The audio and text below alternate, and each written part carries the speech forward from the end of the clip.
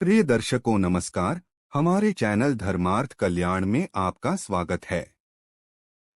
एक समय की बात है जब क्षीर सागर में शेषनाग की शैया पर सुखपूर्वक विराजमान भगवान विष्णु के स्त्रियों के बारे में ज्ञान को परखने के लिए माता लक्ष्मी ने उनसे कुछ प्रश्न किए। तब भगवान विष्णु ने स्त्रियों के शारीरिक अंगों की बनावट के आधार पर उनके गुणों, लक्षणों और भाग्य का वर्णन किया। भगवान विष्णु द्वारा बताए गए इन गुणों और लक्षणों का उल्लेख भविष्य पुराण, सामुद्रिक शास्त्र तथा ज्योतिष शास्त्र की शाखा अंग विद्या में भी किया गया है। आइए इस प्रस्तुति के माध्यम से स्त्रियों के शारीरिक अंगों की बनावट के अनुसार उनके जीवन में होने वाले शुभ तथा अशुभ लक्षणों को समझते हैं। नंबर 1, पैरों के तलवे। जिन स्त्रियों के पैरों के तलवे लालिमायुक्त, कोमल, चिकने, मांसल, समतल, उष्ण, रोम रहित तथा पसीने रहित होते हैं, वे स्त्रियां श्रेष्ठ और भाग्यशाली कहलाती हैं। तथा सूप के आकार के, रूखे और बेडौल तलवे दुर्भाग्य का सूचक होते हैं। इसके अतिरिक्त यदि तलवों में स्वास्तिक, शंख, चक्र जैसे शुभ चिन्ह होते हैं तो ये राजयोग कारक होते हैं। यदि तलवों में सर्प के समान रेखाएं दिखाई देती हैं तो ये लक्षण दरिद्रता का सूचक होते हैं। नंबर 2, पैरों के अंगूठे। वे स्त्रियां जिनके पैरों के अंगूठे ऊंचे, मांसल और गोल हों तो ये अत्यंत शुभ कारक कहलाते हैं। छोटे, चपटे और टेढ़े अंगूठे सौभाग्य नाशक होते हैं।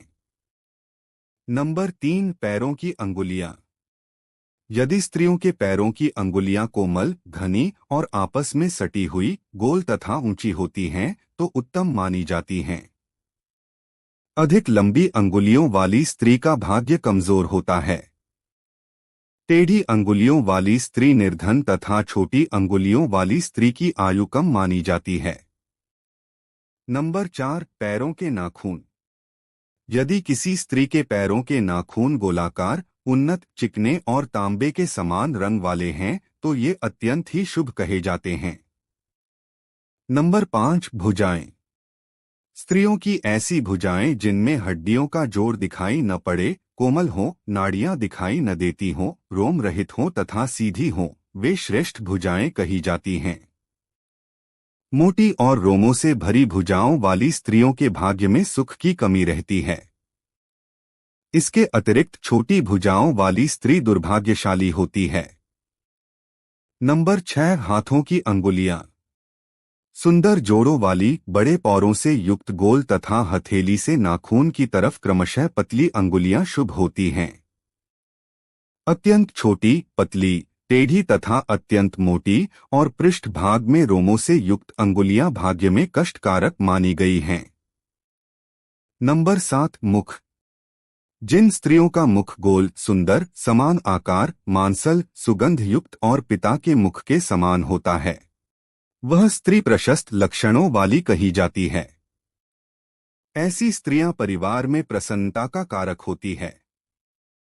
नंबर 8, माथा। जिन स्त्रियों का माथा चौड़ा होता है वे अत्यधिक बुद्धिमान होती हैं। ऐसी स्त्रियां जीवन में आने वाली सभी मुसीबतों से डटकर सामना करती हैं और अपनी बुद्धिमत्ता से सभी कार्यों में सफल होती हैं। नंबर 9, गर्दन। जिन स्त्रियों की गर्दन सामान्य से थोड़ी अधिक लंबी होती है वे स्त्रियां सुख और ऐश्वर्य भोगने वाली होती हैं।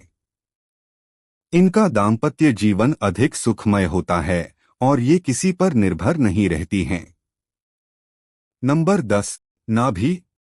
जिन स्त्रियों की नाभि गोल, गहरी, दाहिनी तरफ थोड़ी मुड़ी हुई होती है और नाभि के आसपास तिल या मस से युक्त होती है, ऐसी स्त्रियां बहुत ही भाग्यशाली होती हैं। इनके पति के साथ संबंध सदैव मधुर रहते हैं तथा परिवार में सुख शांति बनी रहती है। यदि किसी स्त्री में बताए गए ये सभी चिन्ह और लक्षण नहीं हैं तो इसका तात्पर्य यह नहीं है कि वह कम भाग्यशाली होती हैं। इन शारीरिक लक्षणों के अतिरिक्त स्त्रियों में अनेकों ऐसे गुण होते हैं जिनके कारण वह अपने और अपने परिवार के सौभाग्य की द्योतक मानी जाती हैं।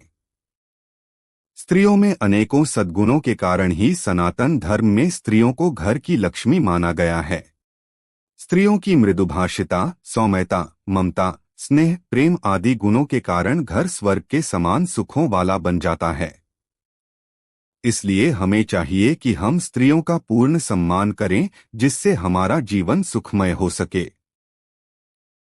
प्रिय दर्शकों, यह थी हमारी आज की प्रस्तुति। आपको हमारी आज की प्रस्तुति कैसी लगी, कृपया कमेंट करके हमें अवश्य बताएं और हमारे चैनल को सब्सक्राइब करके हमारा सहयोग करें। धन्यवाद।